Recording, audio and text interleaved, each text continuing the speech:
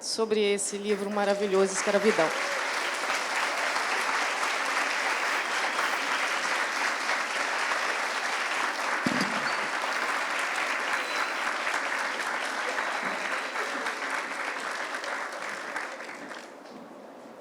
Bom, você já escolheu. Você já escolheu a esquerda. Pelo menos aqui a minha. É um caminho, né?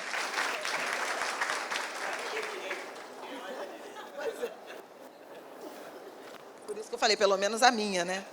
Bem, boa tarde a todas e todos. Quero agradecer a Mânia Bienal pelo convite, à Editora Globo pela confiança e ao Laurentino por estar aqui, né?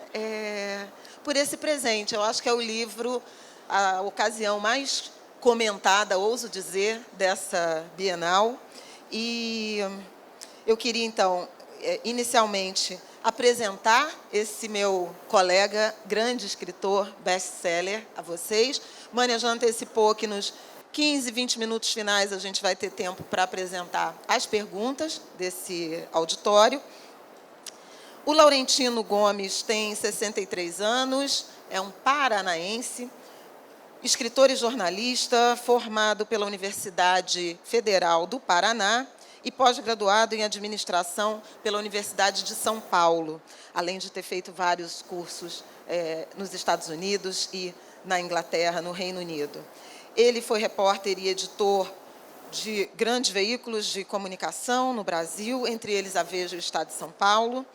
E acho que todo mundo sabe, mas sempre vale a pena repetir, vendeu 2,5 milhões de livros pela trilogia que antecede a escravidão, 1808, sobre a fuga da corte portuguesa para o Brasil, 1822, sobre a independência, 1889, sobre a proclamação da República. Nós estamos aqui inaugurando a nova trilogia de Laurentino, Escravidão, um trabalho que consumiu 6 anos, visita a 12 países de 3 continentes, África, Europa e América.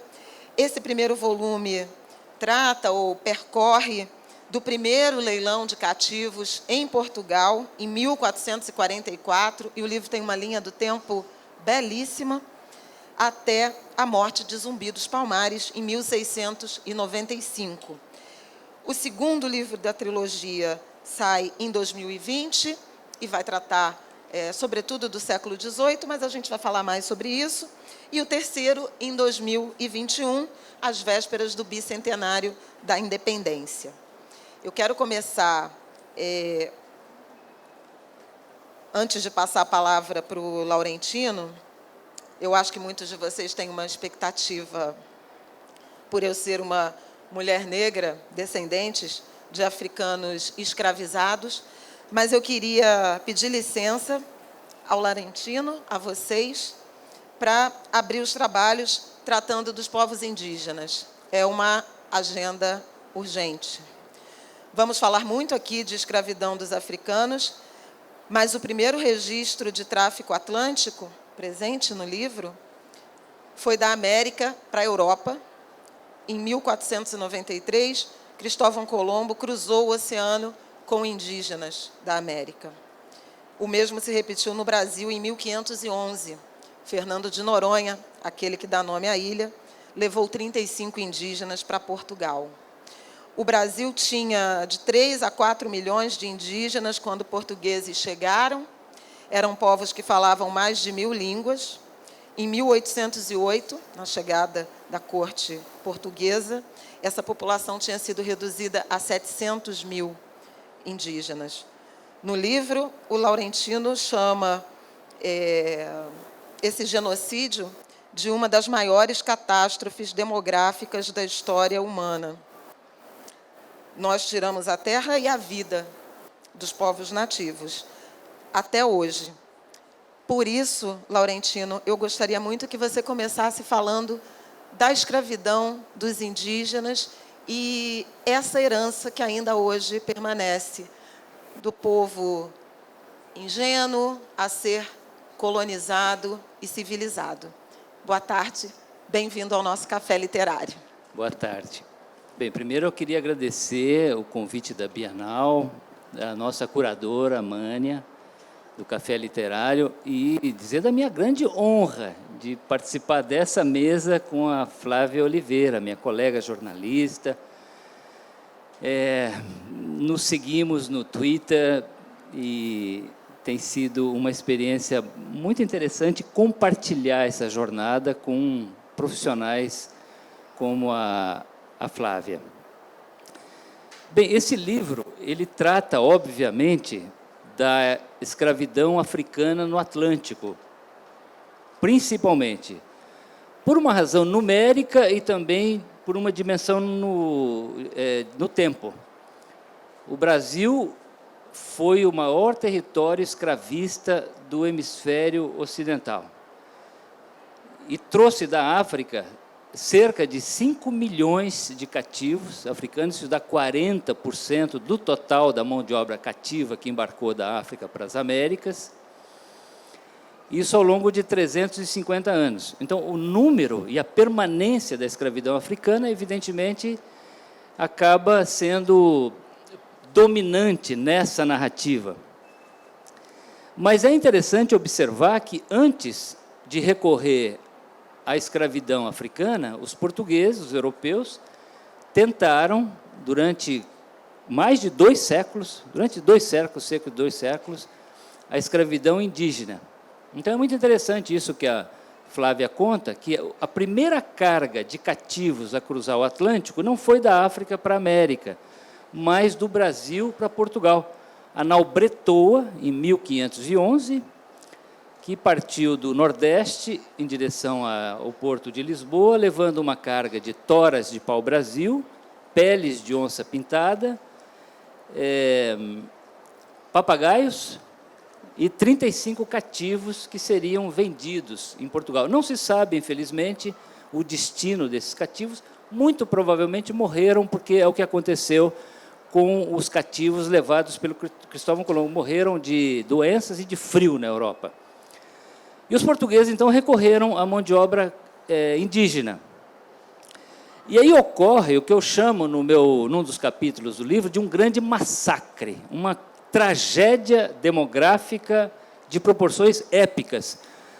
Estima-se, esse número é muito controvertido, mas haveria entre 3 milhões e 5 milhões, talvez, de indígenas no Brasil na época da chegada dos portugueses, em 1500. Nos 300 anos seguintes, entre a chegada de Pedro Álvares Cabral e a chegada da corte de Dom João ao Rio de Janeiro, em 1808, o Brasil matou os portugueses, o Brasil, os colonizadores, sistematicamente 1 milhão de indígenas a cada 100 anos. De maneira que, na época da chegada da corte, restavam cerca de 800 mil indígenas. A principal razão foram as doenças, né? O que o historiador Luiz Felipe de Alencastro, num livro espetacular, que eu uso com muita intensidade na minha obra, chamado O Trato dos Viventes, chamou de um choque epidemiológico entre continentes que até então viviam separados, distantes, incomunicáveis.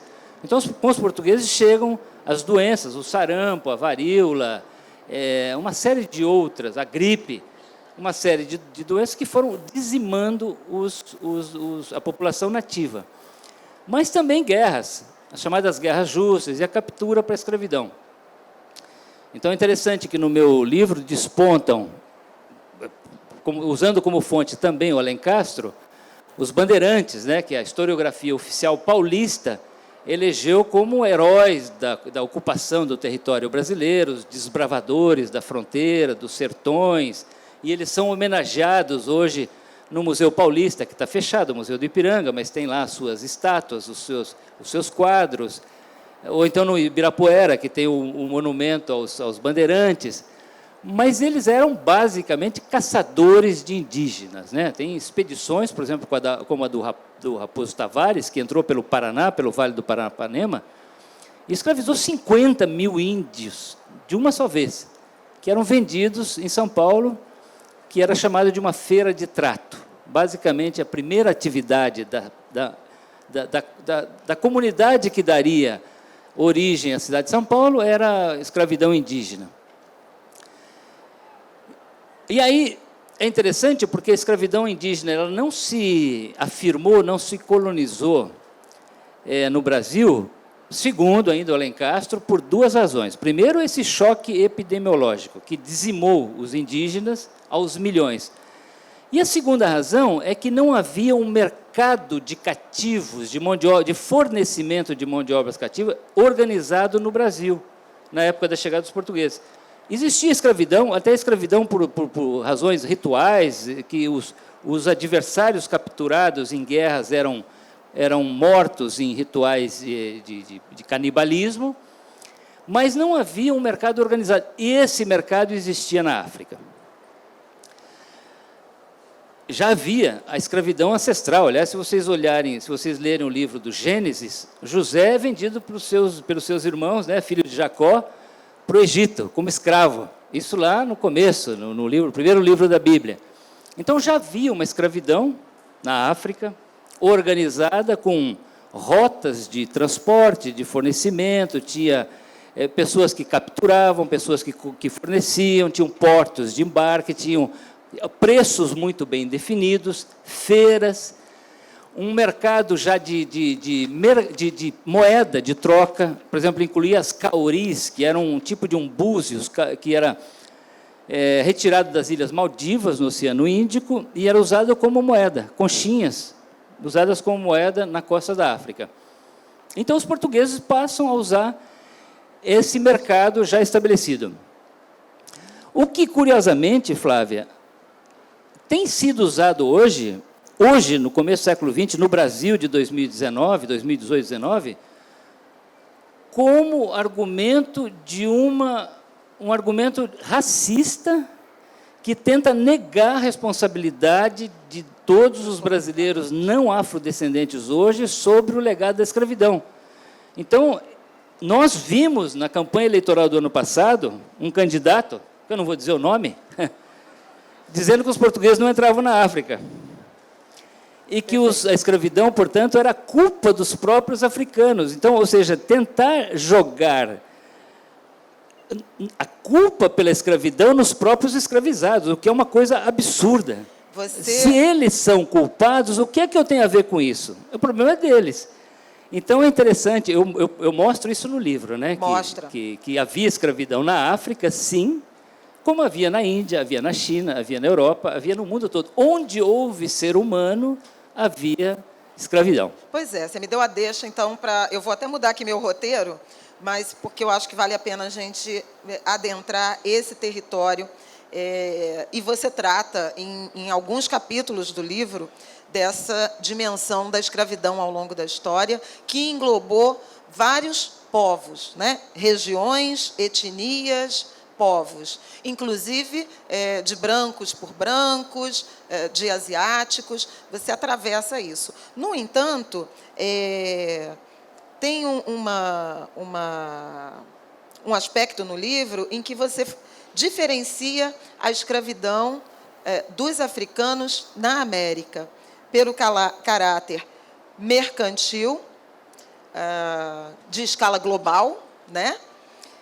E o segundo ponto foi a instituição de uma ideologia racista. A partir daí, era orientado para os negros o sistema escravocrata. Eu queria que você tratasse emendasse nessa análise. Sim, como eu disse na resposta anterior, a escravidão é parte do código genético do ser humano. Onde houve história humana até hoje, houve escravidão. Curiosamente, isso eu aprendi fazendo a pesquisa do livro, até o final do século XVII, a maioria dos escravos ou escravizados, podemos até discutir essa questão semântica depois. E vamos. Vamos. Tem essa pergunta aqui. Não se eram brancos, a maioria. Então, a própria palavra escravo, em português, ou slave, em inglês, ou eslavos, em latim, vem de eslavo. Um povo branco, de olhos azuis, escravizados aos milhões no leste da Europa e vendido na bacia do Mediterrâneo desde a época dos romanos, Portanto, aí vem a origem da palavra latina. Agora, o que é que diferencia a escravidão africana no Atlântico, na América? Duas características principais. Primeiro, a sua escala industrial, global. Esse era o maior negócio do mundo, eu diria até meados do século XIX. Um negócio enorme que envolvia banqueiros, seguradoras, armadores, tinha linhas de crédito, tinha uma cadeia enorme de produção e fornecimentos de mercadorias usadas nesse tipo de comércio de gente. Por exemplo, tecidos fabricados na Índia, armas e munições na Europa, ferro, vidro, fumo e cachaça do Brasil, que eram produtos muito valorizados no Golfo do Benin, as cauris e os búzios da costa da África e das Maldivas. E os números, né? 12,5 milhões de pessoas embarcadas para a América para trabalhar em atividades que eu chamaria de pré-industriais. Ou seja, lavouras de engenho, lavouras de açúcar no Nordeste, por exemplo, em que a divisão do trabalho na lavoura, nos engenhos que funcionavam 24 horas por dia, aquelas fornalhas fumegantes e acesas a noite toda, se assemelhavam muito à divisão do trabalho na Inglaterra da Revolução Industrial no final do século XVIII. Então, isso é uma linha de produção mesmo, é uma linha, né, de produção, modelo, é uma coisa organizada, e que se diferencia, por exemplo, da escravidão na África, que era intensa, ancestral, mas tinha muito a ver com a linhagem familiar, com parentela estendida. Quanto maior o número de agregados numa família, incluindo seus escravos, maior era o seu prestígio do chefe local, da elite militar africana. No Brasil, não. E na América, é uma atividade organizada, industrial, uma linha de produção. E a segunda característica é, pela primeira vez, a escravidão é associada à cor da pele. Então, existe uma ideologia racista que nasce no século XVI, XVII, XVIII, que associa escravidão ao negro africano, ou seja, como se os africanos negros fossem candidatos naturais ao cativeiro. E existia, inclusive, justificativas de natureza teológica, bíblica, por exemplo, a chamada maldição de Cã. O Noé, depois do dilúvio, se tornou vitivinicultor, e um dia ele bebeu demais e se embriagou e ficou nu dentro de casa. Os 3 filhos chegam, dois dos filhos tentam cobrir o pai que estava nu, e o terceiro filho, o Cã, ironizou o pai, começou a rir. E aí Noé teria amaldiçoado Cã e a sua descendência, o seu filho Canaã, dizendo que eles seriam escravos dos seus irmãos. E aí a tradição, essa ideologia, essa teoria racista do começo da colonização da América dizia que os filhos de Cã teriam migrado para a África, se tornado negros e, portanto, eram candidatos naturais à escravidão por desígnio divino, por uma maldição bíblica. Eu queria te interromper para dar uma informação para a nossa plateia. Um dos ícones, né, da ideologia do embranquecimento brasileiro é uma pintura chamada Redenção de Cã, que é uma mulher negra clamando, agradecendo, né, supostamente agradecendo aos céus, pelo neto de pele branca. Uma filha mestiça, um genro branco, de pele muito branca, e o neto. Então, isso evoca a essa história bíblica que você está contando. Segue. Então, é interessante observar os manuais, os escritos, os sermões, especialmente dos missionários jesuítas, Jorge Bense, Antônio Vieira, os grandes pensadores do Brasil, escritores do Brasil colonial, que é uma justificativa ideológica, bíblica para a escravidão. E essa ideia de que, ao trazer os africanos escravizados para o Brasil, havia uma redenção, a retirada da selvageria, da barbárie, em que eles seriam batizados, integrados à fé católica,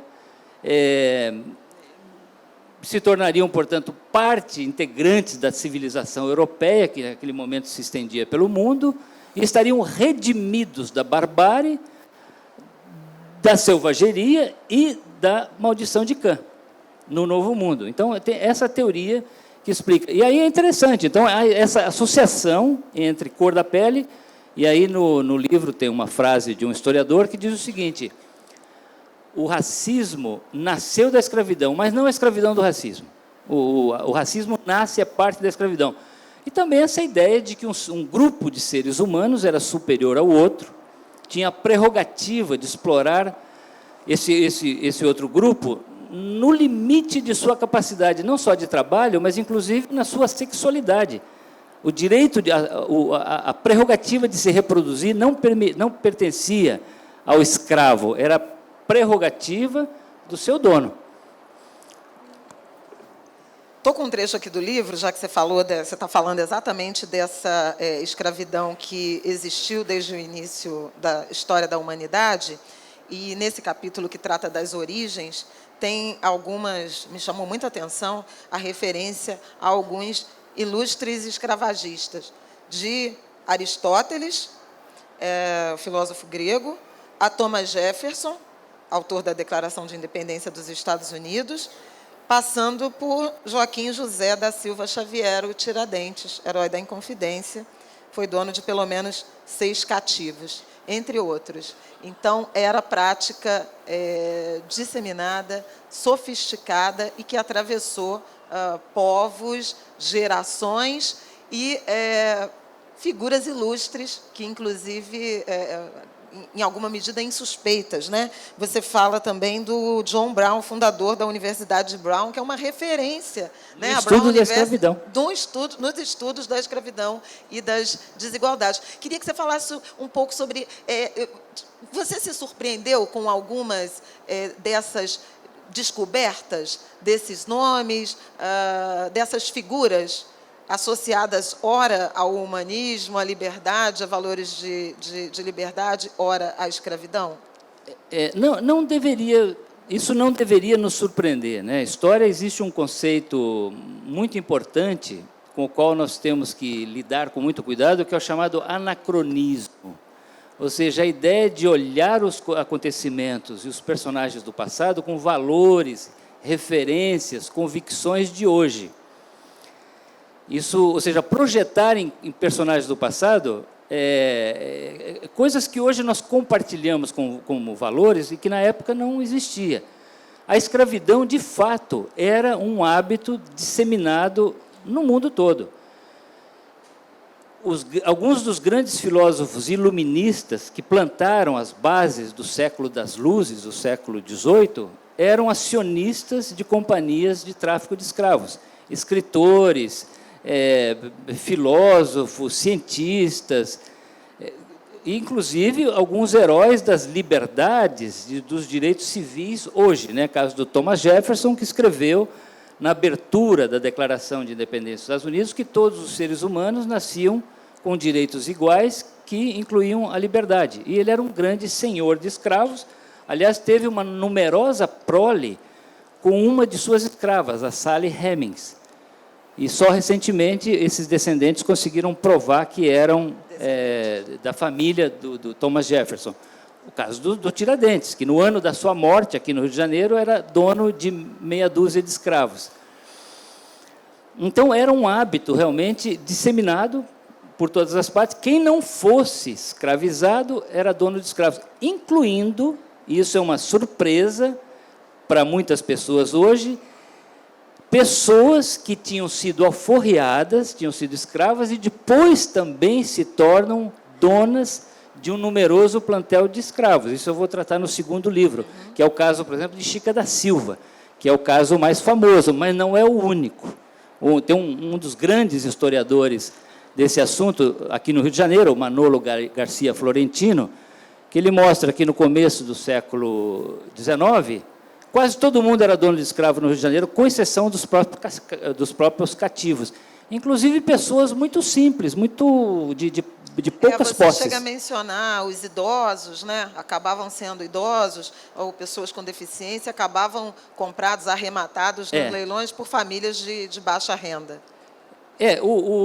O escravo era tratado como mercadoria, né? Ele embarcava lá na África e começava a receber marcas no corpo, na forma de ferro quente.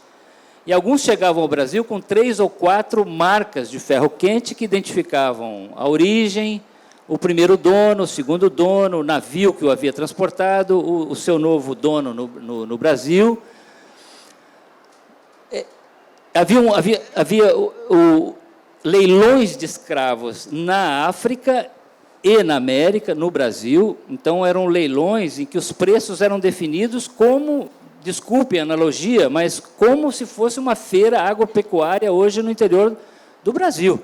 Os preços, inclusive, guardavam semelhança com de animais de carga. Isso o André João Antonil, que é autor de uma obra clássica do Brasil colonial, chamada Cultura e Opulência do Brasil por suas drogas e minas, ele compara várias vezes o preço dos escravos a um animal sendeiro, ou seja, a um cavalo. Então, a um boi, ou seja, um animal de carga.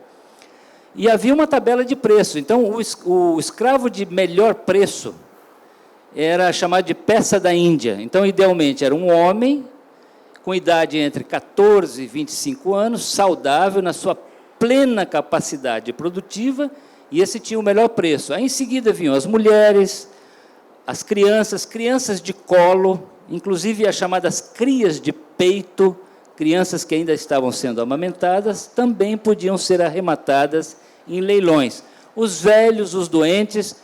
Então, interessante que, no caso do Valongo, era muito comum haver um leilão em que se arrematavam rapidamente os cativos com maior capacidade de trabalho, mais jovens, masculinos, e aí sobravam os doentes. Os navios negreiros eram lugares que as pessoas chegavam muito fragilizadas, muito doentes. Vamos chegar lá. E aí o interessante, só para responder a sua pergunta, é que havia um grupo de pessoas mais carentes no Rio de Janeiro, que não poderiam ter escravo da melhor qualidade, e compravam esses escravos doentes, levavam para casa, cuidavam deles para depois revendê-los, aqueles que sobreviviam, e, portanto, era um investimento. Eu fiquei realmente chocado com essa informação. Pois é, a sofisticação desse sistema, eu acho que é algo que chama a atenção e nos ensina muito, né, no livro. Você já mencionou a maldição de Cã, e, portanto, a referência bíblica, mas eu queria discutir um pouquinho mais essa questão da religião.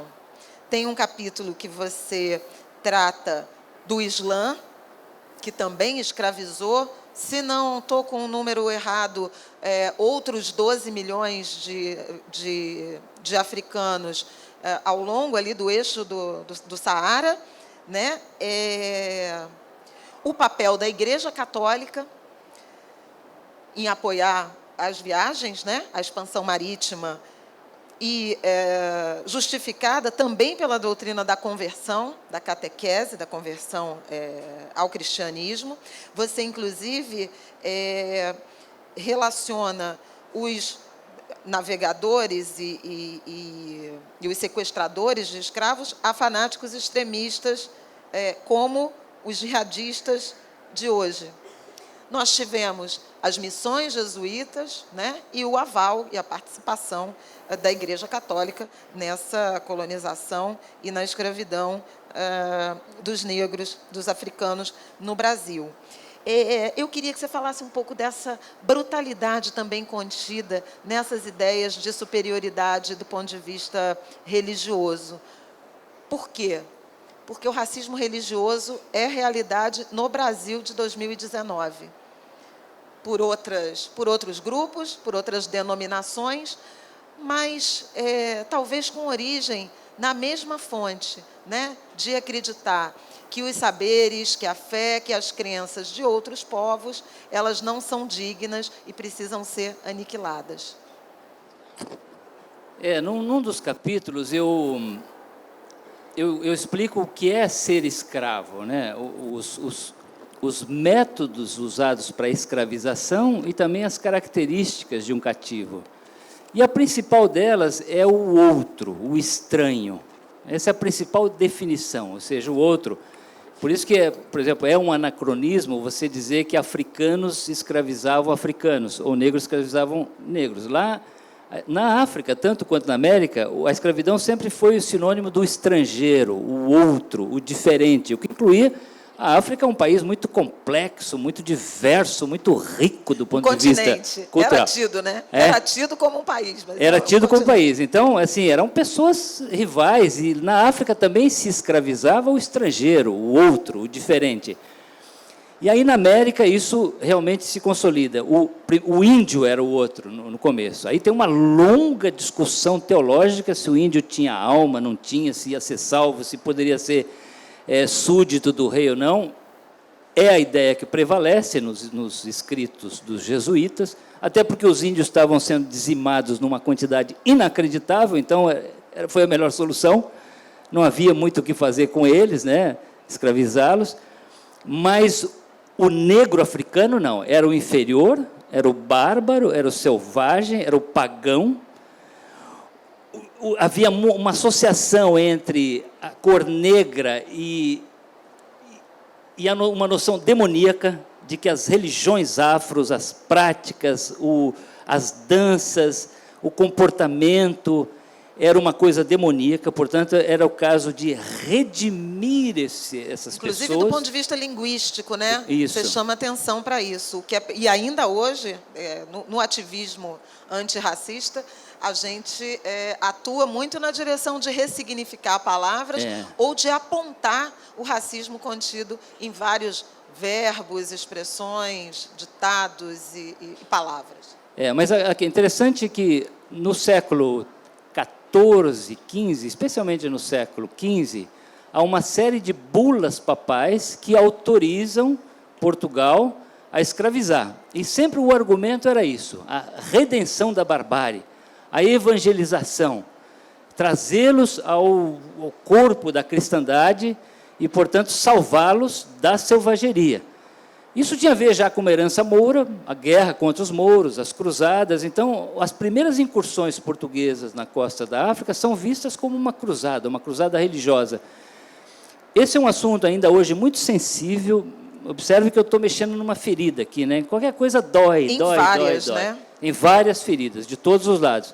Mas uma dessas é essa questão religiosa. Às vezes, outro dia eu botei nas redes sociais essa questão dos jesuítas que compravam, aliás, recebiam cativos, o Colégio de Luanda recebia cativos como pagamento de dízimo e exportava para o Colégio dos Jesuítas de Olinda e de Salvador, sem pagar impostos, porque a Companhia de Jesus tinha essa isenção da coroa portuguesa. Desde sempre, gente. E aí eles eram revendidos para os senhores de engenho do Recôncavo Baiano e da Zona da Mata Pernambucana.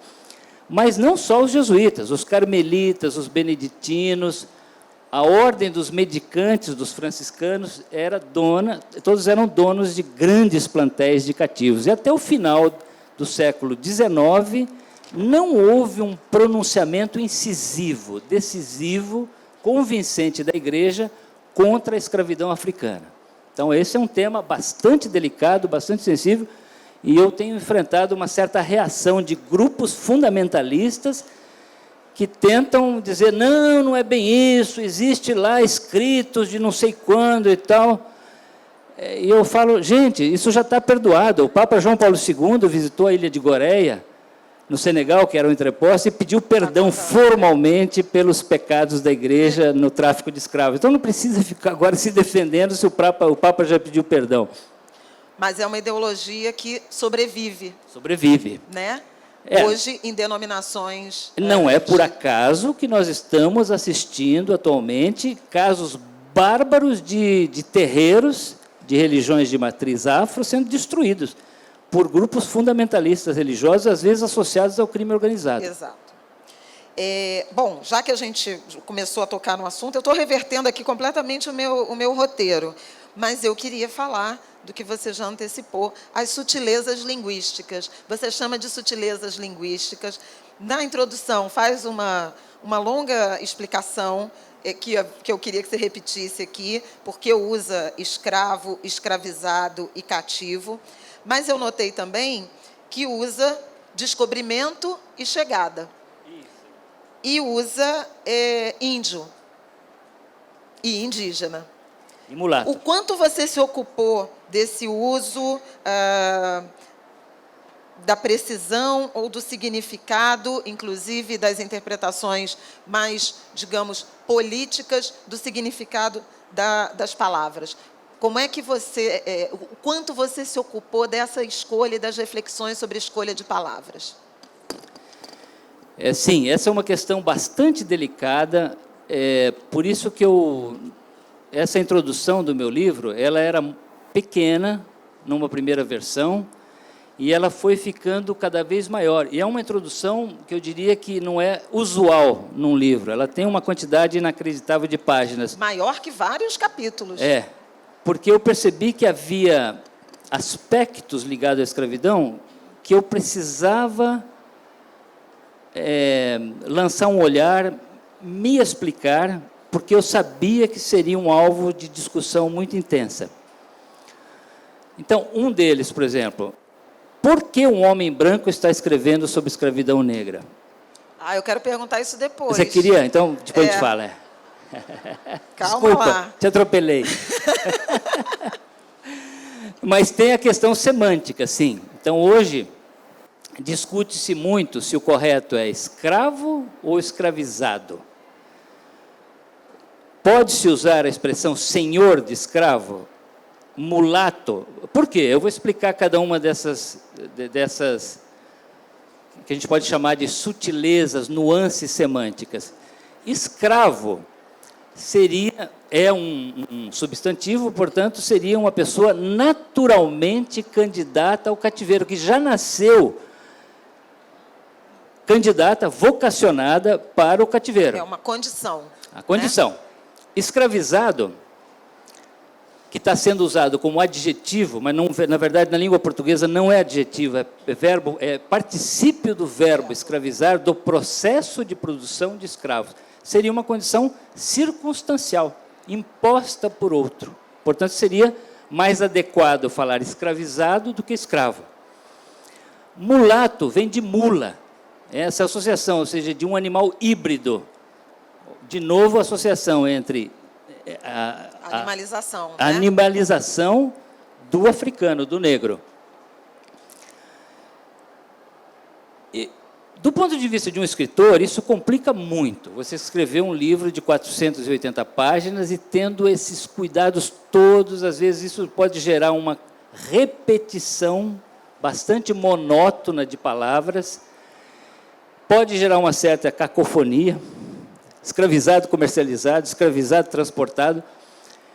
Mas eu acho que, assim, palavras carregam significados importantes, têm consequências políticas no debate e precisam ser levadas em conta.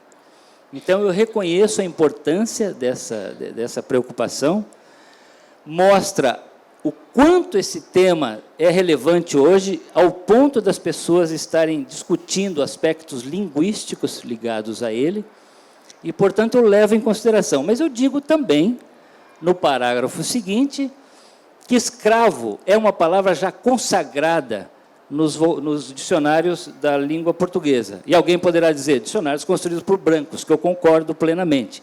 Mas é uma palavra, sim, já consagrada. Todos os historiadores importantes que me precederam nesse tema usaram a palavra escravo sem nenhum constrangimento linguístico, então eu uso como sinônimos. Eu uso escravizado e uso escravo, mas eu chamo a atenção para esse aspecto. Eu uso cativo também, mão de obra cativa e assim por diante. E por isso que eu digo que existe hoje, e eu chamo a atenção para esse aspecto no livro, um olhar negro, um olhar branco, e eu tento me enquadrar num olhar atento, que leva em consideração essas questões que são, às vezes, bastante difíceis de se chegar a uma conclusão a respeito dela. Se você pegar a imensa maioria dos brasileiros, o brasileiro médio, o brasileiro leigo, ele só ouviu falar escravo, ele não sabe por que agora está sendo chamado de escravizado. Mas o simples fato dessa discussão existir, ela é muito saudável. Ela traz reflexões importantes. Então, vamos lá. Por que um homem branco resolveu falar de escravidão? Eu acho que você já quer responder, mas eu queria fazer um breve comentário. Você faz essa demarcação de lugar de fala também nessa introdução, né, para explicar esse interesse e essa autoria. E no livro você lembra que tem a ascendência italiana, né, de colonos que chegaram no fluxo migratório pós-abolição, e tem, inclusive, a ver com o nosso debate atual de faltas de políticas públicas de inclusão socioeconômica dos negros libertos. Mas você faz uma referência a um antepassado de Minas Gerais, que foi líder abolicionista e republicano. Mas você não diz que ele é negro. Gomes, português. Pois é.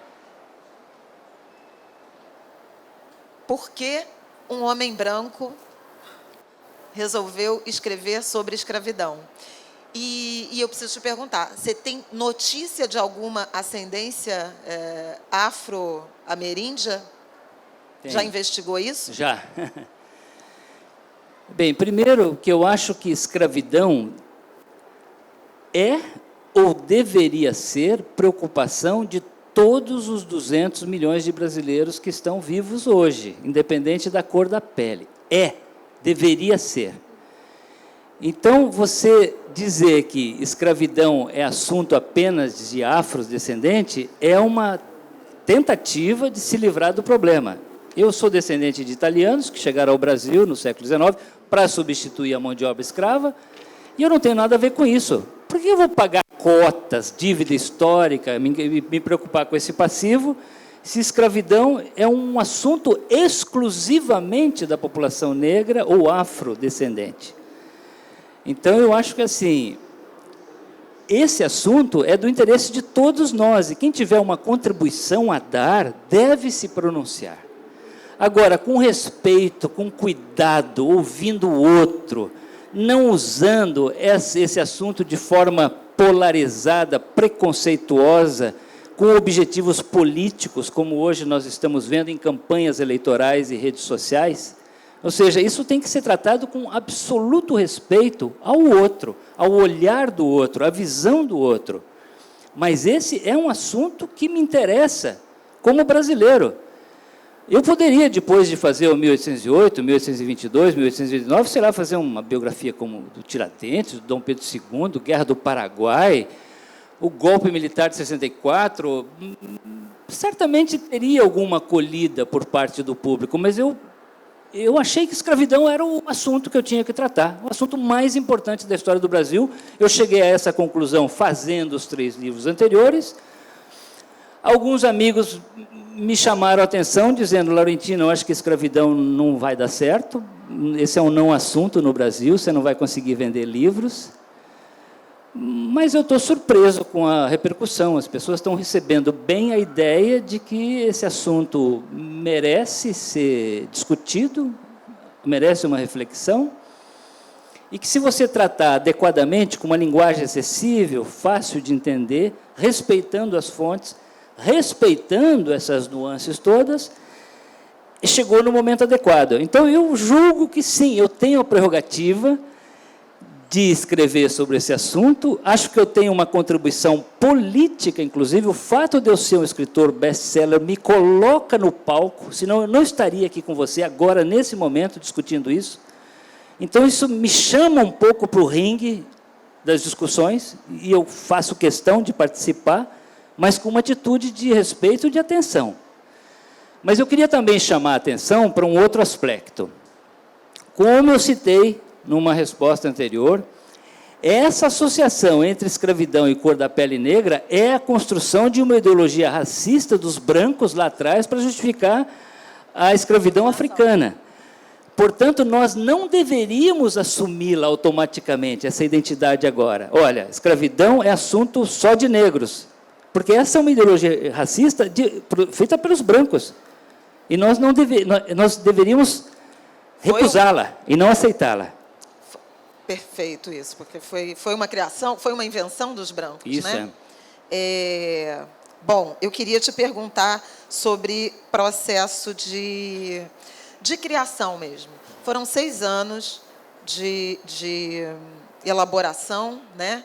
Desde 2013, que você está dedicado a esse projeto, com visita a 12 países, para dar conta dessa história de um país que recebeu 5 milhões de cativos, e você já lembrou, 40% dos 12 milhões e meio de africanos embarcados pela América ficaram para o Brasil. Eu queria que você falasse um pouco do seu processo de pesquisa, se em alguma medida a escravidão teve alguma característica diferente da trilogia anterior, e, já que a gente está falando em representatividade e em lugar de fala, o quanto de representatividade você buscou nessa apuração? Você entrevistou ou levou em conta obras de intelectuais, de pesquisadores, de pesquisadoras negros e negras? Quais são as fontes dessas histórias que estão contadas em escravidão? E eu aqui dou meu depoimento em relação à linguagem. Realmente é um livro como são os seus livros, de leitura muito agradável, muito bem escrito, muito compreensível. Então, nesse sentido, o que se choca um pouco com a produção mais radicalmente acadêmica, né? E aí talvez tenha, assim, esse papel de levar essas reflexões para a massa. Mas processo de pesquisa e de escrita e a representatividade nas fontes.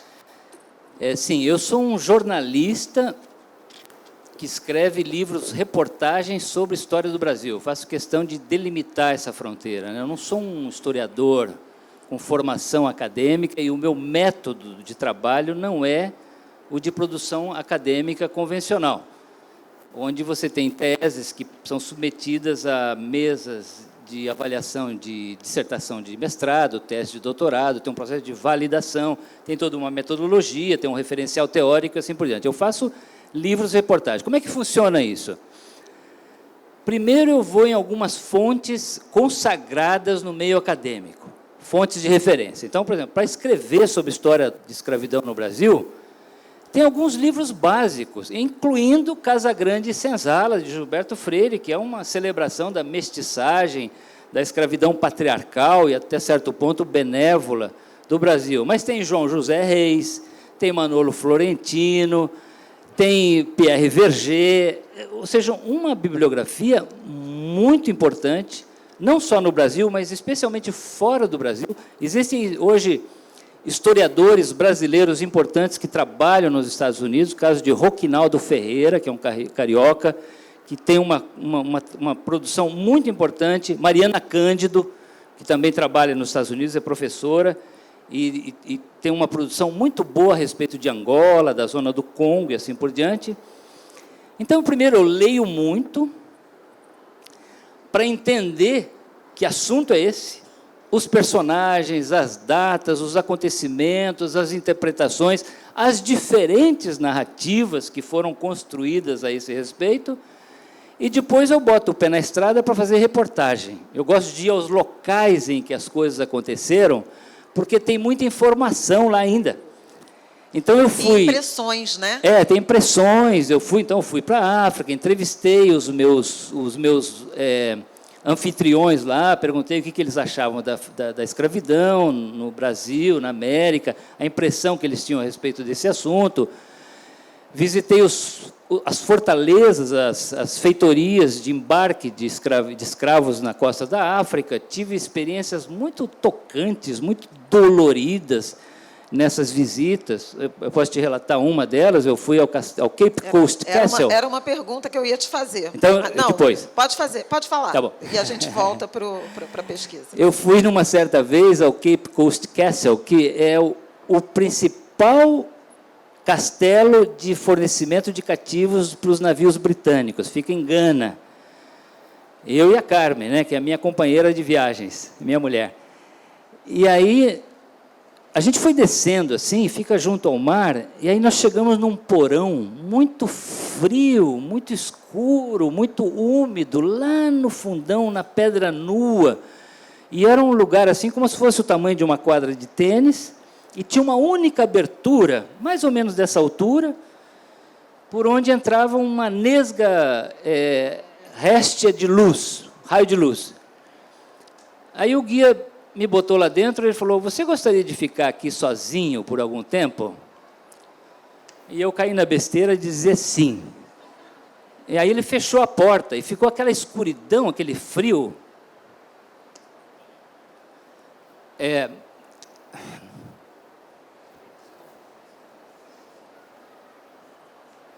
Ficou aquela escuridão, aquele frio. Eu tive uma crise de choro, uma coisa convulsiva, assim, que eu não conseguia parar de chorar, porque ali dentro ficavam as mulheres, e elas ficavam ali meses, semanas, algumas tinham filhos, os filhos morriam, elas morriam. Os ancestrais da Michelle Obama embarcaram desse castelo, né, do Castelo da Costa. E isso foi uma experiência muito tocante, muito dolorida para mim. Eu falo aqui do meu olhar atento, e eu digo que, como eu não sou negro, eu jamais passei pela experiência de dor e de sofrimento do olhar negro. Eu jamais vou conseguir expressar isso na sua totalidade, porque eu nunca passei, nem meus ancestrais passaram. Mas, ao fazer pesquisa, sim, eu me aproximei dessa dor, e isso me tocou profundamente. Embora eu não possa assumir essa dor, mas te trouxe a empatia e a empatia, isso, a empatia. De conhecer esse processo. Mas tive outros lugares, por exemplo, muito interessantes. Fui na Serra da Barriga, no Dia da Consciência Negra, agora 20 de novembro do ano passado, dia da morte do Zumbi dos Palmares. Eu fui em 2015. É muito forte. E aí é interessante que, ao chegar lá, de manhã, tem várias senhorinhas praticantes de candomblé que sobem a Serra da Barriga, vestidas de branco, para fazer rituais em memória ao zumbi, debaixo das gameleiras, nas fontes de águas e coisas assim. Mas na Serra da Barriga, hoje existem 20 famílias evangélicas que habitam aquele lugar lá, que é um futuro parque nacional. E elas detestam religião de matriz afro. Então tem uma guerra em andamento em Palmares hoje. Racismo religioso. Entre famílias evangélicas e as praticantes de candomblé. E se você não vai lá, você não vê isso. Então esse é o meu trabalho de reportagem. O trabalho de ir lá, observar as coisas. Eu acho que, inclusive, isso eu passo para o leitor um olhar fresco, um olhar novo sobre a escravidão que eu não conseguiria capturar e expressar só dentro de uma biblioteca ou dentro de um museu. E aí tem a questão da representatividade. Vou só te interromper para dizer o seguinte, vários desses relatos, inclusive com imagens, estão nas redes sociais, no Twitter do Laurentino, que eu recomendo, quem ainda não segue, vale muito a pena, porque tem esses registros, né? Fora o livro, né? Registros em audiovisual, que são riquíssimos também. Eu fui gravando uma série de pequenos vídeos que eu estou mostrando nas redes sociais. Então, esse episódio em particular do Castelo da Costa, na hora que o guia abriu a porta, a Carmen ligou a câmera e começou a me filmar, e eu estou com os olhos vermelhos, assim, meio tentando me consertar para falar alguma coisa. Mas a representatividade. Voltamos à representatividade. Eu fiz a pesquisa não preocupado com se o historiador era negro ou era branco. Eu fui em busca das fontes de referência, ou seja, as melhores fontes possíveis para entender como é que era a estrutura do negócio de escravos, como é que era a viagem no navio negreiro, o que era a África na época, o Brasil colonial, como foi a guerra dos holandeses. Por exemplo, se você quiser entender esse tráfico Angola-Brasil, tem que ler Luiz Felipe de Alencastro, que é branco, mas também Roquinaldo Ferreira, que é negro. Então, independente da cor da pele, eu fui em busca da qualidade da obra de referência. Mas isso te preocupou mais em escravidão do que em 1808, 1822? Sim, me preocupou, sim. Me preocupou porque já no final do trabalho, eu tive a consultoria da embaixadora Irene Vida Gala, que foi ex-embaixadora do Brasil em Gana. E ela me chamou a atenção para esses diferentes olhares. Ela fez uma leitura dos primeiros originais E ela foi identificando, Laurentina aqui tem olhar branco, cuidado com isso, cuidado com isso. E aí eu percebi que tinha realmente um jeito de tratar a escravidão que eu precisava ter muito cuidado, que era uma coisa muito sensível, que, inclusive, a linguagem, o jeito de abordar um personagem, um acontecimento. Que diz respeito aos costumes, à religiosidade, isso é muito marcante. Isso, e que havia, inclusive, obras de referência que tratam dessa história de forma diferente. Por exemplo, tem uma série de livros sobre história da África, patrocinado pela Unesco. São, se eu não me engano, 8 volumes. E tem um olhar africano sobre o tráfico negreiro, sobre a escravidão. E eu fui ler. Mas eu confesso que eu me decepcionei um pouco. Achei que tem um viés político ali que compromete a qualidade da obra como fonte de referência. Então, eu fiz o livro preocupado com isso, mas essa não é uma preocupação estrutural. Eu preciso dar igual atenção a autores negros e autores brancos. Eu fui em busca de quem tinha informação, quem tinha substância para me ajudar a entender a história e os fenômenos. Ô, Laurentino, você falou em viés político. Eu vou pular de novo aqui meu roteiro. Está subvertendo meu roteiro completo, mas eu acho que está bom, não está bom? Eu acho que o capítulo em que mais aparece esse seu, eu vou chamar assim, de inconformismo com viés político, é Zumbi. Você traz um zumbi que segura a marimba, galera. É um zumbi. Não, sem brincadeira. Porque você traz 3 fases, né, dessa figura histórica. A primeira de ameaça ao sistema escravocrata, colonial. A segunda é mais ancorada na ideologia racista, que é da identidade, né, e do orgulho da resistência negra a ser aniquilada. A terceira, como a construção desse herói da resistência, dessa figura. Você, inclusive, traz a reflexão sobre o 13 de maio e o 20 de novembro e o significado dessas datas. Mas tem, por exemplo, o Luiz Motti dizendo que Zumbi era gay. Está no livro. Não tem registro de família, e com vários registros. E, em alguns momentos, você fala, por exemplo, da obra do Joel Rufino e de algumas que seriam sido construções idealizadas para a figura desse herói. Eu queria que você falasse um pouco disso, desse viés político e em que medida você... me pareceu num livro muito crítico a isso, né? Mas como é que foi essa busca, como é que foi a construção desse personagem? Sim, esse é o penúltimo capítulo do livro. Tem um capítulo sobre Palmares e depois tem um capítulo sobre Zumbi.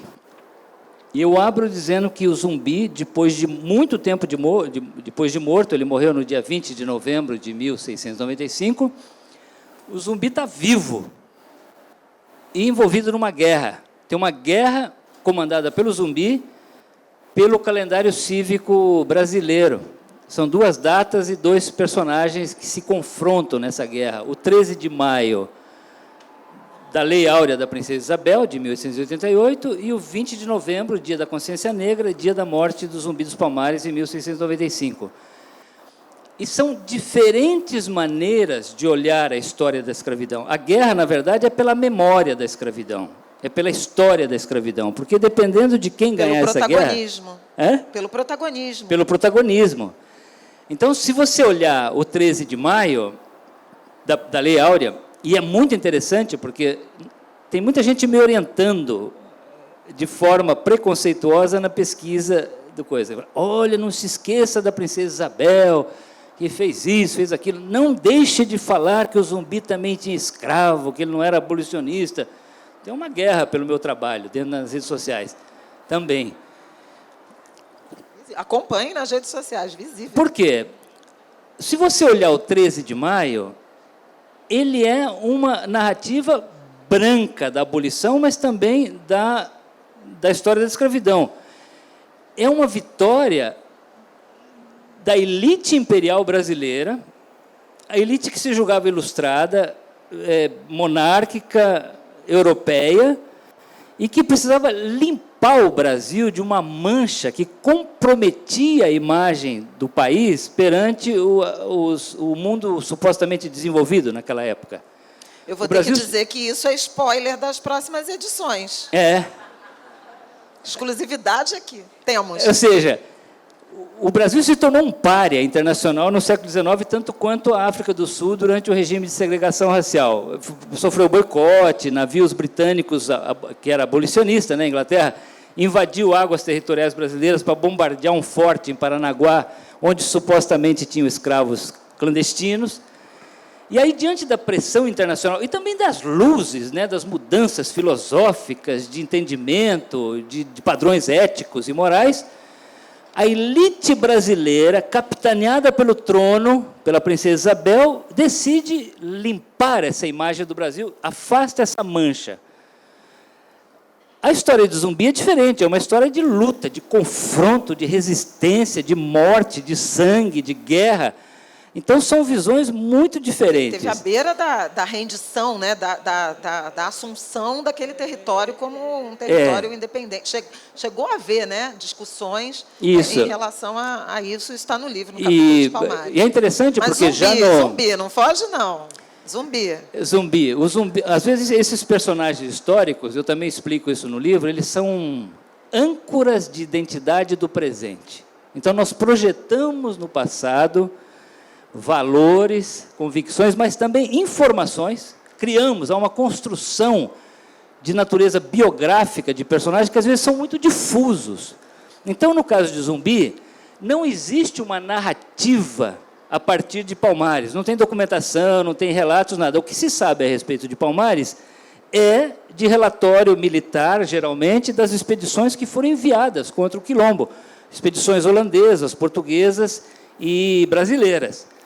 Então, muito olhar branco. Um olhar branco sobre Palmares, porque eram os atacantes que falavam. De Palmares não se sabe nada. Hoje tem um trabalho de arqueologia lá, que tenta ressuscitar alguma coisa, mas as informações são muito precárias. Então, o Zumbi é um personagem muito difuso, se sabe muito pouco a respeito dele. Então, por isso que o professor Jean Marcelo Carvalho França, da Unesp, ele fala da construção de um herói brasileiro. É um livro muito interessante, chama 3 vezes Zumbi, em que ele fala dos diferentes zumbis que foram sendo construídos ao longo da história do Brasil. Existem dúvidas, inclusive, se é que existiu um personagem com o nome Zumbi. Era a fusão. Aparentemente era uma nomenclatura, era um nome, era um chefe, um comandante militar chamado Zumbi, e teriam existido vários zumbis ao longo do século e pouco de Palmares. O último deles é o que foi morto no dia 20 de novembro. Agora, não se sabe quem era, onde nasceu, que idade tinha, se tinha filho, se não tinha, se foi letrado ou não. Então, começa uma construção de Zumbi, que hoje é alvo de grande disputa ideológica no Brasil, e que tem muito a ver com a ideologia marxista no século XX, que começa a projetar no Zumbi valores das lutas ideológicas do século XX. Então, o Décio Freitas, por exemplo, que era do Partido Comunista Brasileiro, ele fala de uma Palmares em que havia assembleias populares, as decisões eram coletivas, era uma república libertária, e que o Zumbi teria nascido em Palmares e foi, numa expedição militar, ele foi doado a um padre da cidade de Porto Calvo, em Alagoas, onde ele aprendeu latim, aprendeu língua portuguesa, e depois ele fugiu e passou a liderar a resistência contra os colonizadores. Não existe documentação sobre isso. O Décio Freitas jamais mostrou as suas fontes de pesquisa. E vários outros beberam nessas fontes do Décio Freitas. Então, e aí, mais recentemente, o Zumbi passa a ser um herói não apenas da causa negra, mas também de todos os oprimidos no Brasil, dos camponeses, dos ribeirinhos, de todos os excluídos no Brasil. Então, é interessante essa construção, mas, assim, quanto mais difuso um personagem, às vezes mais fácil é você construir sobre ele. Então, me chama muita atenção, por exemplo, que um personagem como Luiz Gama, a respeito do qual tem informação muito concreta, tem relato dele, o que ele fez, ele libertou mais de 1000 cativos, ele nasceu livre e foi vendido como escravo pelo pai, não não conseguiu se consolidar como um herói da causa da história negra, como o Zumbi dos Palmares, porque ele é um herói muito visível. Mas a ideia O outro é mais difuso. E aí tem essa questão da homossexualidade do Zumbi dos Palmares, que é um tema, obviamente, muito delicado. E é um tema que eu já tinha passado por ele no livro 1808, quando eu falei que o Dom João VI aparentemente tinha um caso de homossexualidade com o roupeiro dele. Isso causou muita reação do movimento monárquico contra mim. Em Portugal chegaram a escrever um livro contra mim por causa disso. Nossa! É um livro, né, chamado Contestação ao livro 1808, e que o principal argumento é que eu tinha sido muito cruel com Dom João ao dizer que ele poderia ter sido homossexual. É uma tese do Luiz Motti. O Luiz Motti é polêmico por natureza, porque ele já desenvolveu esse tipo de tese em relação a outros personagens. Mas ele chama atenção para alguns aspectos curiosos. Segundo ele, o Zumbi era chamado, tinha um apelido, que era Sueca, que é um apelido estranho para a época. Nunca teria casado, nunca teria tido filhos, mas isso também não tem documentação histórica, é mais uma suposição do Luiz Motti. Nem que sim, nem que não, né? Nem que sim, nem que não. E um relato de que, após a sua morte, o cadáver do Zumbi teria sido mutilado, o pênis teria sido decepado e inserido na boca dele, antes dele ter a cabeça também cortada e exibida em cima de um poste na cidade do Recife. E essa era uma punição típica para os acusados de homossexualismo na época. Homossexualidade. De homossexualidade. E aí eu termino o livro dizendo que esse capítulo, dizendo que essa história, essa hipótese do Luiz Motti, complica muito a construção do Zumbi como herói no Brasil. Porque é um país homofóbico. É um país em que os homossexuais são atacados, agredidos, mortos, simplesmente por serem homossexuais. E aí você consolidar um herói, ainda que seja um herói da causa negra, com um componente de homossexualidade, fica difícil, é um desafio grande, né? Eu queria falar, a gente está com um tempo assim meio... Vou te pedir para acelerar, para a gente conseguir ainda apresentar as perguntas. Mas... estamos ainda em Palmares, e eu queria, falando do livro, Presença Feminina, que eu achei modesta. Há o capítulo da Rainha Ginga, de Angola, Catarina de Bragança, mas, por exemplo, as mulheres de Palmares não aparecem, né? A Qualtune tem uma citação como mãe de Gangazumba, Dandara não aparece no livro. Qual foi, por que isso? Por que essa invisibilidade feminina? Ou isso é decorrente da própria produção de informação histórica que, enfim, costuma invisibilizar as mulheres? Sim, é uma crítica que eu aceito em relação a esse primeiro volume, e acho que existe uma construção masculina da história, né? O protagonismo é masculino e isso contamina todo tipo de narrativa que se queira fazer a esse respeito. Eu joguei luzes ali em duas mulheres, a Catarina de Bragança e a Ginga, mas realmente não é suficiente. Eu acredito, Flávia, que no segundo volume, no terceiro, eu vou me redimir. Porque no segundo volume eu vou tratar... Fica aqui meu pedido. No segundo volume, eu vou tratar muito da família escrava, de alforrias, da construção da África brasileira, especialmente a partir do século XIX, Minas Gerais. E, por exemplo, em Minas Gerais, havia um número muito grande de alforrias, devido às características peculiares da escravidão ligada ao ciclo do ouro e do diamante. E as mulheres que eram principalmente as beneficiárias das alforrias. Então, eu acho que tem um protagonismo, tem luzes maiores sobre as mulheres no século XVIII e século XIX, até porque tem mais documentação. Então, por exemplo, em Palmares, também é por ouvir dizer, e o protagonismo é masculino, é do Gangazumba, é do Zumbi. Mas, sim, acho que você está me chamando a atenção para um olhar que eu tenho que ter cuidado, especialmente no segundo e terceiro volume. Chegaram aqui as perguntas. duas delas eu acho que se relacionam com mais uma pergunta que eu tinha para você. Ih, gente! Tá. Bom, essa leitura é uma leitura dura, né? Gera revolta, gera um sentido de necessidade de reparação. Tem um capítulo em que você batizou de reconciliação, né? Que trata, inclusive, do projeto Brasil DNA África. Está aqui nosso Zulu Araújo, que é protagonista desse capítulo. Fez uma viagem de retorno a partir da descoberta da etnia.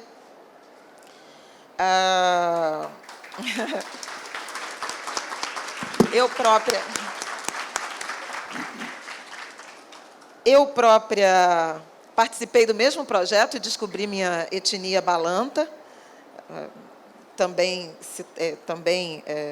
na mesma situação. E o que eu queria era te perguntar que sentimento, que transformação você pretende causar com esse livro, porque com essa trilogia, porque remete a vários sentimentos. Ele traz rancor, ele traz dores, né? Estou te falando também como uma mulher negra que leu o livro, né? De antepassados escravizados. E tem uma pergunta aqui sobre isso.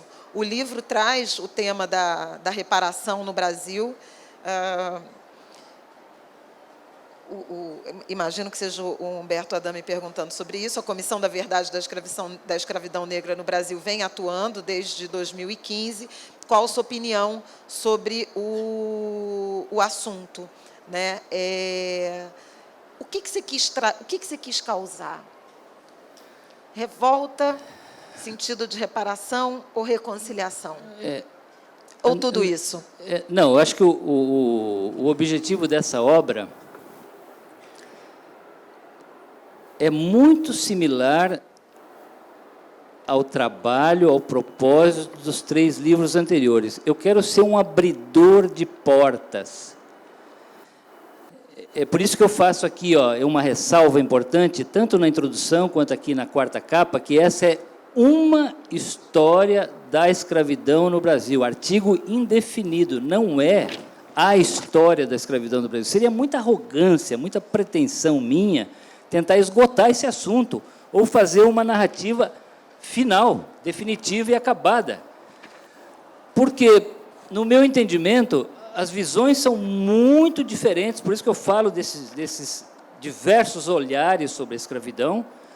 O assunto continua muito sensível, muito polêmico no Brasil. Hoje é um assunto que no Brasil da democracia, um Brasil que vem exercitando a democracia pela primeira vez, por tanto tempo, sem ruptura, embora, claro, a gente tenha visto micro-rupturas ao longo do caminho, mas a gente não teve um golpe militar como nós tivemos em 64, ou algo parecido com a Revolução de 30.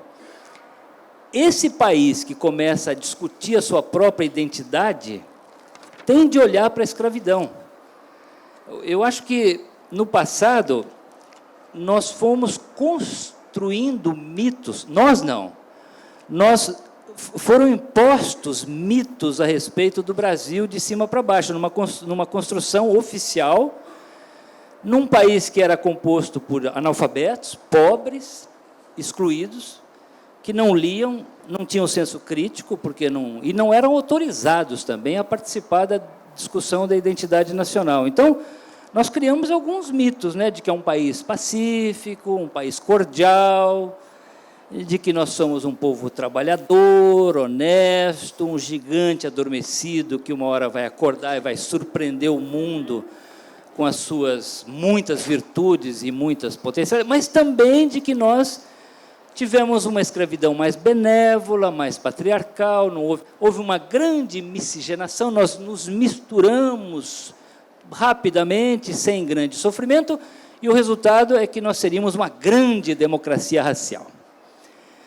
E aí, quando você começa a olhar o noticiário ou as estatísticas, esses mitos começam a cair por terra, né? Quer dizer, se nós somos um país pacífico, como é que se explica que 19 das cidades de maior índice de criminalidade no mundo estão no Brasil? Como é possível? Se nós somos um povo honesto, como é que se explica a corrupção?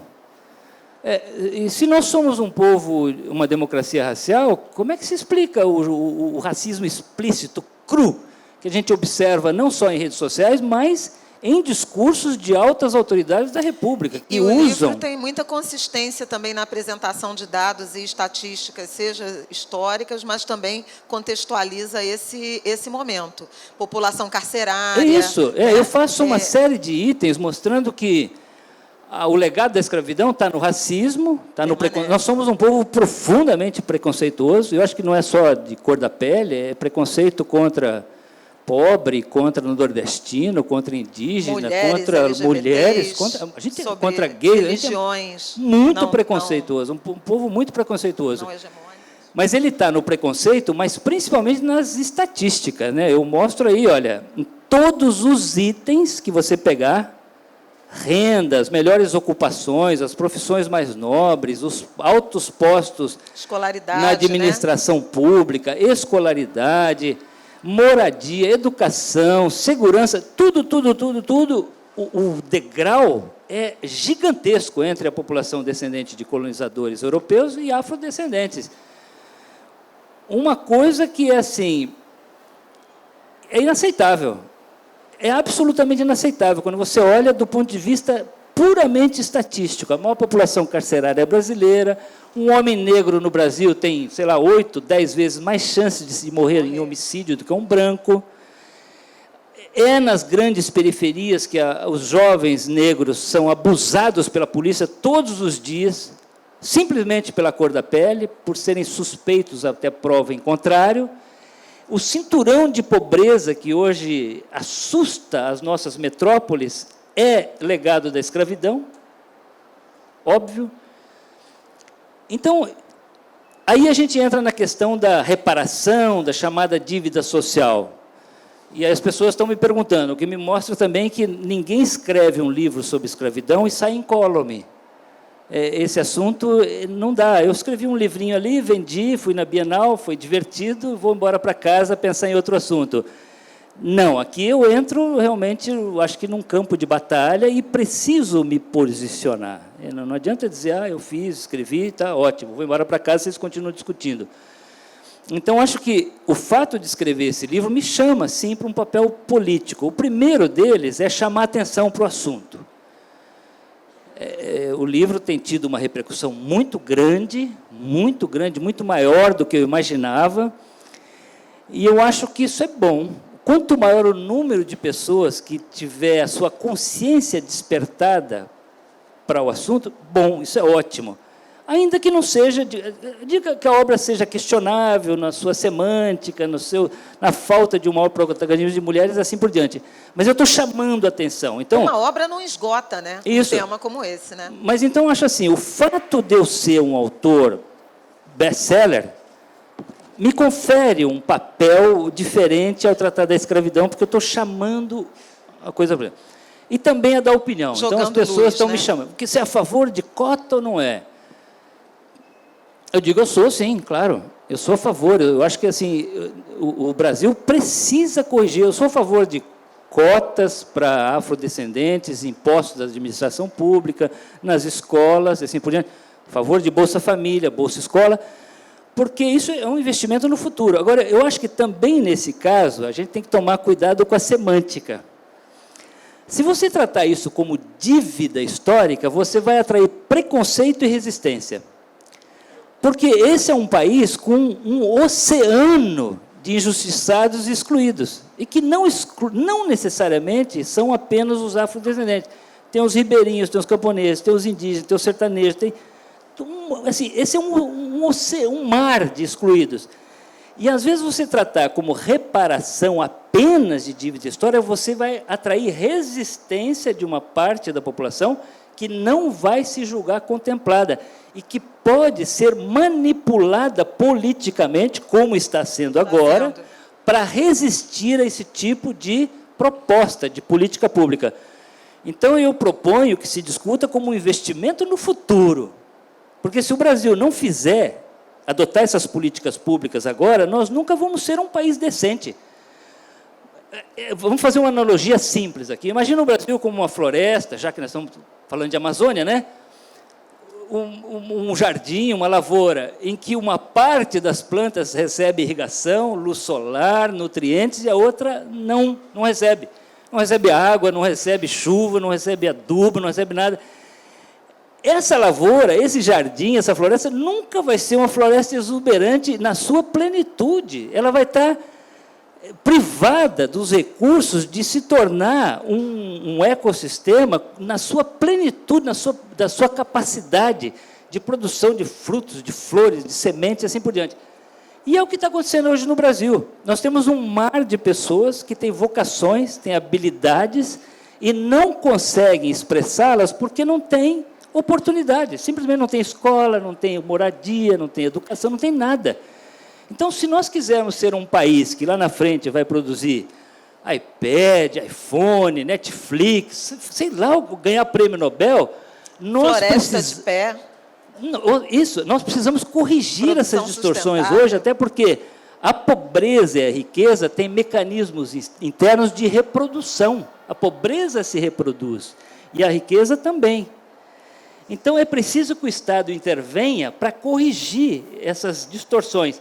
E eu acho que, politicamente, é mais fácil você vender dessa forma como investimento do futuro, para que todos os brasileiros consigam expressar a sua potencialidade, dos seus talentos, das suas vocações, do que tratar como dívida histórica, que eu estou vendo que gera preconceito e resistência. Olha, nós temos 5 minutos, talvez 7, né?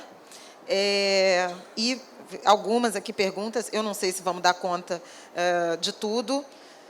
Acho que tem uma pergunta aqui sobre como acha que o povo negro vai ver essa obra. Não é fácil, né, responder isso, até porque os negros não são um povo, né? São muitas pessoas com muitos diferentes valores, crenças, posicionamentos políticos, mas temos isso. A Mariângela está perguntando sobre a influência do álcool e, sobretudo, da cachaça nas relações entre escravocratas e escravizados. E eu sei que no livro você faz uma referência a isso, que a chegada também da pólvora, das armas de fogo e das bebidas alcoólicas foi simultânea ou ganhou também intensidade nas trocas, né, de pessoas escravizadas. Tem uma pergunta sobre a escravidão no Brasil foi base para a Revolução Industrial na Inglaterra. Me parece que você fala que é simultâneo, né? Uma coisa bebe na outra.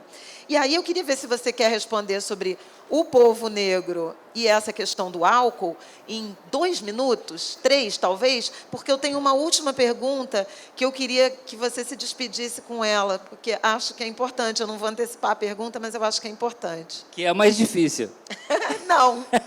Não vai ser. Já te fiz perguntas mais difíceis. Bem, a reação. O livro está sendo lançado essa semana. E é difícil fazer uma avaliação, né? Eu tenho muitos amigos, colegas negros, afrodescendentes, que estão me estimulando a continuar estudando esse assunto. Participei já de 2 sessões de autógrafo muito rápido, muitas professoras negras da periferia do Rio de Janeiro vindo, comprando o livro e até... Eu me surpreendi até com uma atitude de gratidão. Que bom que você está contando a história do nosso povo. Mas isso gera também em mim um sentimento bastante...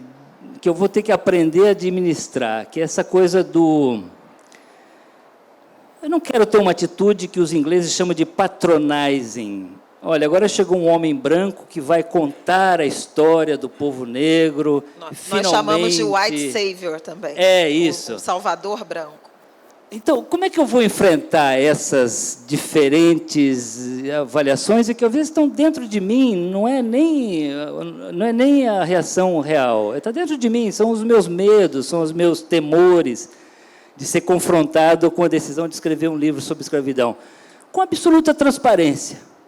com absoluta honestidade. Eu estou disposto a conversar sobre tudo que aparecer, ouvir críticas, inclusive corrigir rumos. Provavelmente isso vai acontecer. Então, com absoluta franqueza, com absolutamente honestidade e transparência, é a melhor maneira. E pronto, mas sabendo que o assunto é importante, o assunto é delicado, o assunto merece ser tratado com respeito, por isso que aqui na capa não tem brincadeira. Você vê que, ao contrário dos outros livros, é uma capa mais... É solene. Né? É solene e tal, porque o assunto pede. Eu não posso brincar com escravidão. E essa é a minha atitude, né? O álcool, você quer falar em 1 minuto? Sim. Isso tem a ver com esse argumento racista que se usa no Brasil hoje, de que africano escravizava africano, negro escravizava negro, portanto, é um problema deles. Mas é preciso lembrar também que essas mercadorias foram usadas na África no comércio de gente. Então, os europeus, eu mostro isso, tem umas estatísticas aqui, terão também no segundo livro, desovaram na África toneladas e toneladas de armas, munições e cachaça, bebidas alcoólicas, que desestabilizaram, de certa forma, o ecossistema político e militar do continente africano. Então, várias guerras foram estimuladas pelo fornecimento de arma, por alianças políticas que os europeus faziam com determinados povos, com determinados chefes locais, com o objetivo de obter o maior número possível de escravizados pelo menor preço. Então, um caso típico que eu vou tratar no segundo livro é o do reino do Daomé. Era 1 minuto, já está gastando. O reino do Daomé, que se constitui basicamente para fornecer cativos, numa guerra ali entre iorubás e daometanos. Outro spoiler do livro número 2. Bom, vamos chegar ao fim, vai ser a última pergunta. O livro é muito duro, né? Uma das partes mais, talvez duas, né, das partes mais dramáticas.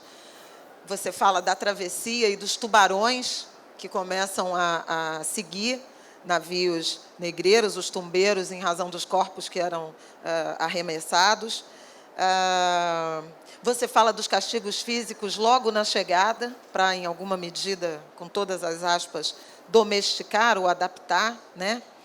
E, no entanto, você fala de beleza, encantamento da herança africana. No livro você traz uma frase de Roger Bastide, dizendo que a escravidão não apenas divide, mas também une o que divide.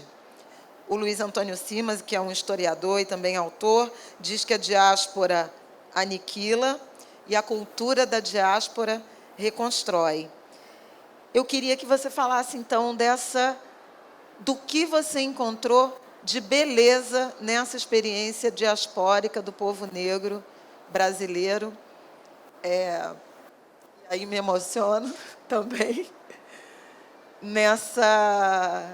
nesse mergulho que você fez a partir da brutalidade da escravidão. Eu acho que tem aqui muita dor, tem muito sofrimento que é inevitável, né? Você não fala da escravidão como se você estivesse dando um passeio. Mas, embaixo disso, tem muita beleza, né? Tem muita capacidade de resistência, de adaptação, de reconstrução da identidade, de resiliência. E tem também a construção de um Brasil que, se nós aceitarmos esse Brasil como ele é um Brasil muito bonito, um Brasil muito plural, um Brasil muito rico, do ponto de vista das diversas contribuições que a cultura, a civilização, a sociedade brasileira recebeu. Porque nós estamos vivendo hoje num mundo que constrói muros, fronteiras, que rejeita o imigrante, rejeita o outro, um mundo absolutamente preconceituoso, segregacionista. E nós intolerante, né? Intolerante. E nós temos um país absolutamente plural, um país com muitas contribuições das mais diversas origens e naturezas. Então, se nós aceitarmos essa pluralidade brasileira, mas não é uma simples aceitação, assim, eu aceito que o Brasil é plural. É preciso incorporar essa pluralidade entre os direitos, os benefícios, as oportunidades que todos os brasileiros deveriam ter. Estimular essa pluralidade na forma de políticas públicas que promovam a sua beleza, a sua capacidade de se expressar. O Brasil pode ter uma contribuição muito diferente no mundo daqui para frente, de se apresentar ao mundo assim, mas antes nós precisamos aceitar que essa beleza existe. Em vez de ficar importando modismos que chegam de fora, que são segregacionistas, são preconceituosos, excludentes. Porque isso sim vai levar a uma situação em que nós vamos ficar muito parecidos com outros povos que não se entendem definitivamente, e vamos perder um DNA de construção, de reconstrução de identidade que tinha sido colocado em frangalhos pelo tráfico negreiro e que está presente dentro da nossa realidade brasileira e que só precisa se expressar. Então, eu diria assim que, embora a história seja de dor, escondida nessa dor tem beleza, mas nós precisamos reconhecê-la e estimulá-la para que ela se expresse. Senhoras e senhores, Laurentino Gomes.